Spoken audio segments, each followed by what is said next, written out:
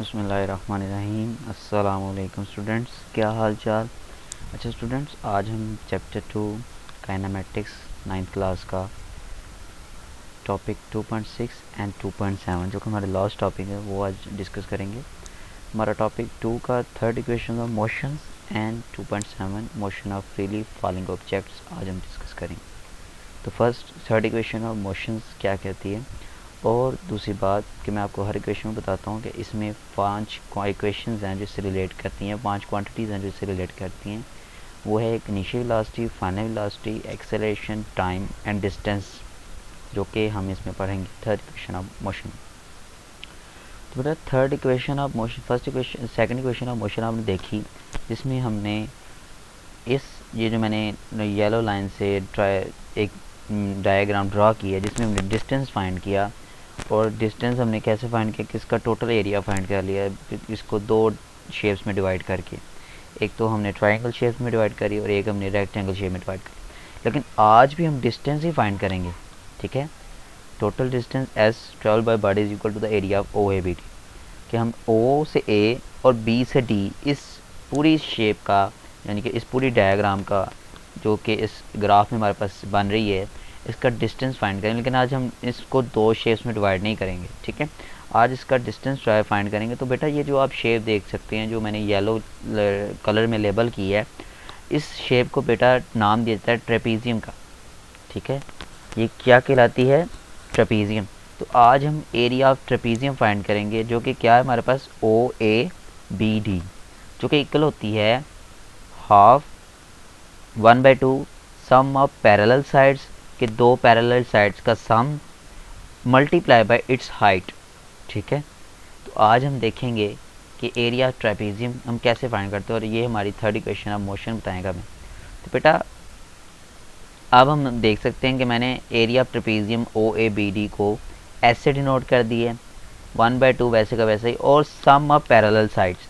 तो बेटा parallel sides हमारे पास इधर आप देख सकते हैं ओ से लेकर ए तक और बी से लेकर डी तक, ये दोनों हमारे पास क्या हैं?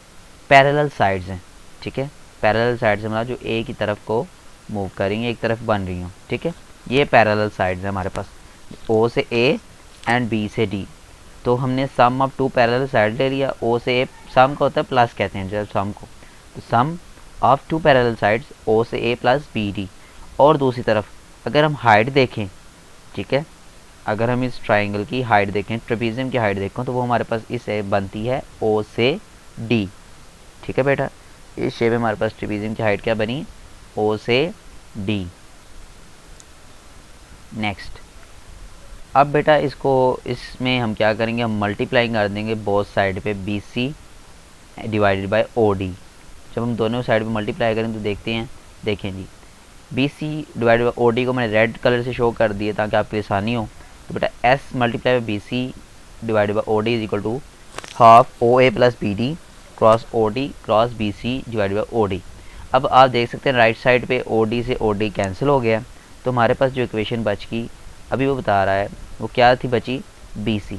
और आपने बेटा सेकंड इक्वेशन में देखा था कि B C over O D, यानी कि मैं आपको अभी बता देता हूँ कि बी से लेकर सी तक और ओ डी हमारे पास क्या था? इज इक्वल टू एक्सेलरेशन, ठीक है। अब पूछेंगे सर ओ डी कैसे? तो बेटा आपने फर्स्ट इक्वेशन में देखा था कि जब हमने slope of line A B find की थी तो वो हमारे पास आई थी बी सी ओवर ए सी, ठीक है। बट हम ये जानते हैं कि हमारा जो ए सी है वो इक्वल है ओ डी के, इसलिए हम लिख दिया acceleration two is equal to B C over O D. तो जहाँ पे B C over O D है वहाँ पे हम क्या पुट कर देंगे? एक्सेलरेशन। तो ये जो एस के साथ B C over O D है इसमें क्या आ गया? एक्सेलरेशन आ गया। और राइट साइड में हमारे पास क्या बच गया? बी सी, क्योंकि ओ डी से कैंसिल हो गया, ठीक है बेटा। अब देखें जी नेक्स्ट वो क्या कहता है? नेक्स्ट वो कहता है so S cross A is equal to 1/2 O A plus B D cross B C. तो बेटा ओ ए हमारे पास क्या है? देखें जी डायग्राम में देखें, ओ से लेकर ए तक हमारे पास है इनिशियल वेलोसिटी, ठीक है बेटा। और बी डी हमारे पास क्या है? डायग्राम में देखें जी, बी से लेकर डी तक हमारे पास जो ज़ीरो से लेकर हमने आखिर तक जो वेलोसिटी मतलब जो सफ़र किया है, तो लास्ट पे जाके जहाँ पे हम रुक गए वो हमारी क्या होती है? फाइनल वेलोसिटी, ठीक है। तो बी से लेकर डी तक हमारे पास क्या आ गया? इज इक्वल टू VF यानी कि फाइनल वेलोसिटी। और दूसरी बात बेटा, फर्स्ट इक्वेशन ऑफ मोशन में आपने देखा था कि BD हमारा किसके इक्वल था, BC प्लस CD के, यानी कि टोटल अगर हम देखें तो BD इज इक्वल टू किसके है, BC प्लस CD। लेकिन हमें क्या चाहिए, हमें तो BC की वैल्यू चाहिए, तो हम BC की वैल्यू निकालेंगे तो क्या आ जाएगा, BC is equal to CD plus है तो उधर जाके माइनस हो जाएगा, तो BD माइनस CD हमारे पास आ गया। ये हमारे पास किसकी वैल्यू आ गई, BC की। तो बेटा जो BD है हमारा, ये BD अभी आपने देखा कि B से लेकर D तक हमारे पास क्या है, फाइनल वेलोसिटी, एंड CD क्या है हमारे पास, इनिशियल वेलोसिटी। तो बेटा मैं इसकी जगह पे क्या पुट कर दूंगा, अब ये देखें ये 1/2 इधर जाकर मल्टीप्लाई हो गया तो हमारे पास क्या आ गया, 2AS is equal to OA की जगह हमने क्या वैल्यू पुट कर दी, VI, और BD की जगह हमने क्या वैल्यू पुट कर दी, VF। तो ये प्लस में है तो इसको बेटा हम आगे पीछे करके लिख सकते हैं, ठीक है।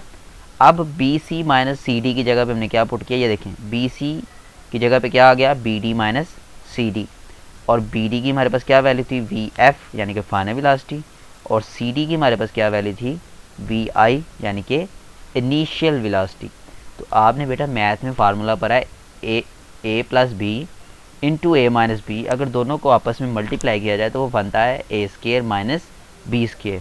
तो यहाँ पे भी आप देख सकते हैं कि यही फार्मूला बन रहा है कि VF को हम A कह लेते हैं, VI को हम B कह लेते हैं। तो A plus B multiply by A minus B is equal to VF² minus VI²। तो ये हमारे पास क्या आ गई, हमारी थर्ड इक्वेशन ऑफ मोशन, जो कि क्या बन रही है, 2AS is equal to VF² minus VI²। ठीक है बेटा, उम्मीद करता हूँ आपकी इसकी समझ आ गई होगी। और अब हम बात करेंगे हमारा आखिरी टॉपिक इस चैप्टर का, motions of freely falling object. तो देखते हैं motion of freely falling object में वो क्या कहता है।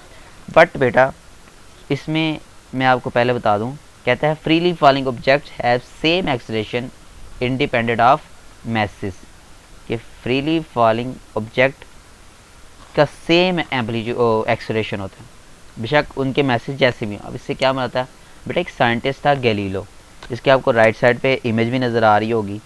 इस साइंटिस्ट ने लीनिंग टावर ऑफ पीसा पे चढ़कर दो डिफरेंट मैसेज की चीज़ों को ज़मीन पे फेंका, और जब इसने उनको ज़मीन की तरफ फेंका तो इसने देखा कि बेशक उनके मैसेज जितने मर्जी डिफरेंट है, लेकिन वो ज़मीन पे एक ही टाइम पे पहुंच रहे हैं। ठीक, तो अब उसने जब उन मैसेज को हवा में छोड़ा, तो कह सकते हैं कि जब उन्होंने उसको हवा में छोड़ा तो उसकी स्पीड थी हमारे पास 10 मीटर पर सेकेंड। लेकिन कुछ वक्त के बाद आप देखें ना, ग्रेविटी जब उसको खींच रही है, तो जब ग्रेविटी उसको खींचेगी तो स्पीड हो सकता है आहिस्ता आहिस्ता बढ़ती जाए, और जब स्पीड आहिस्ता आहिस्ता बढ़ी तो उसमें वेलोसिटी में चेंज आया। वेलोसिटी में चेंज आने का मतलब वहाँ पे क्या था, एक्सेलरेशन था। ठीक है, तो उसने देखा कि दो डिफरेंट मैसेज को जब हम ज़मीन पे फेंकते हैं तो आहिस्ता आहिस्ता ज़मीन तक पहुँचता कि इनकी वेलोसिटी में चेंज भी आता है, और जिसका मतलब इसमें एक्सेलरेशन भी होगा, और ये ड्यू टू ग्रेविटी ज़मीन की तरफ आ रही हैं। तो इसलिए जो उसमें एक्सेलरेशन था उसको उसने नाम दिया ग्रेविटेशनल एक्सेलरेशन, क्योंकि इन मैसेज में वो एक्सेलरेशन किसकी वजह से प्रोड्यूस हो रहा है, ग्रेविटी की वजह से, इसलिए उसने इसको नाम दिया ग्रेविटेशनल एक्सेलरेशन। तो कहता है the acceleration of freely falling body, कि जो फ्रीली फॉलिंग बॉडीज़ होती हैं उनका एक्सेलरेशन क्या कहलाता है, ग्रेविटेशनल एक्सेलरेशन कहलाता है बेटा। ठीक है, और इसको बेटा जी से डिनोट करते हैं, किससे डिनोट करते हैं, स्मॉल जी से।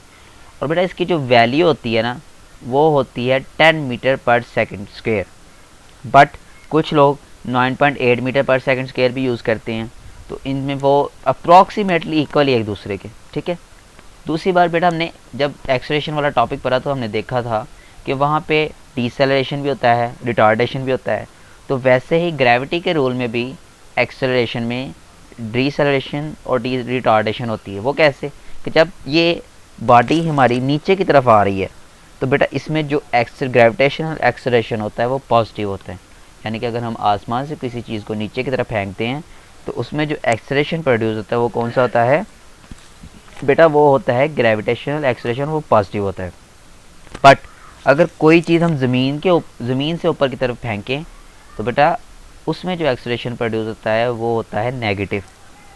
ठीक है, क्योंकि ये ऑपोजिट टू द ग्रेविटी जा रहा है। ठीक, इसकी वजह से वो क्या होगा जाएगा, नेगेटिव हो जाएगा, क्योंकि ये ऑपोजिट टू द बॉडी की मोशन के ऑपोजिट है, ग्रेविटी के ऑपोजिट जा रही है, इसकी वजह से नेगेटिव।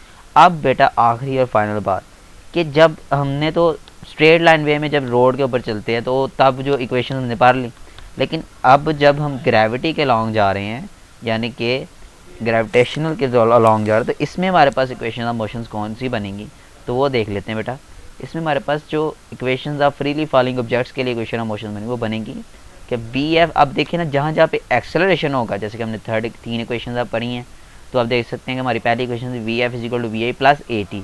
तो जहाँ जहाँ पे एक्सेलरेशन होगा वहाँ पे हम जी ग्रेविटेशनल एक्सेलरेशन यानी कि जी को ऐड कर देंगे। तो V F is equal to V I plus G T, S is equal to V I T plus 1/2 G T square, 2 G S is equal to V F square minus V A square. इससे मुराद ये है कि बेटा, दूसरी बात, एक और बात यहाँ पे मैं लिखना भूल गया, आपको बता देता हूँ कि बेटा जब हम ग्रेविटेशनल एक्सेलरेशन की बात करें तो यहाँ पे डिस्टेंस की जगह हाइट की बात आएगी, क्योंकि हम ग्रेविटी के हिसाब से मूव कर रहे हैं। तो इसमें जो सेकंड इक्वेशन है S is equal to V I T plus 1/2 G T square, ये बनेगी H is equal to V I T plus 1/2 G T square. और थर्ड इक्वेशन होगी 2 G H is equal to V F square minus V A square. इन दो बातों का ख्याल रख लेना बेटा, मैं यहाँ पे लिखना भूल गया, लेकिन मैं आपको बता देता हूँ कि एस की जगह पे क्या आएगा, हाइट आएगी, जो कि ग्रेविटी में अब हाइट से किसी भी चीज़ को हम हाइट से फेंक रहे हैं तो वहाँ पे हम डिस्टेंस की जगह हाइट देखेंगे। H is equal to V I T plus 1/2 G T square and 2 G H is equal to V F square minus V A square. ठीक है बेटा, ये इक्वेशन थी जब बॉडी ग्रेविटेशन एक्सेलरेशन के हिसाब से मूव करती हैं। तो अगर किसी भी जगह पे आ जाए कि बॉडी ग्रेविटेशनल एक्सेलरेशन के हिसाब से या हाइट के लॉन्ग मूव कर रही है, तो मतलब बेटा वहाँ पे ये थ्री इक्वेशंस लगेंगी। ठीक है बेटा, तो उम्मीद करता हूँ आपको इस लेक्चर की समझ आ गई होगी। अपना बहुत सारा ख्याल रखें, दुआओं में याद रखें, और बेटा चैनल को सब्सक्राइब और बेल आइकन पर क्लिक करना ना भूलिएगा। शुक्रिया, अल्लाह हाफिज़, फ़ी ईमान अल्लाह।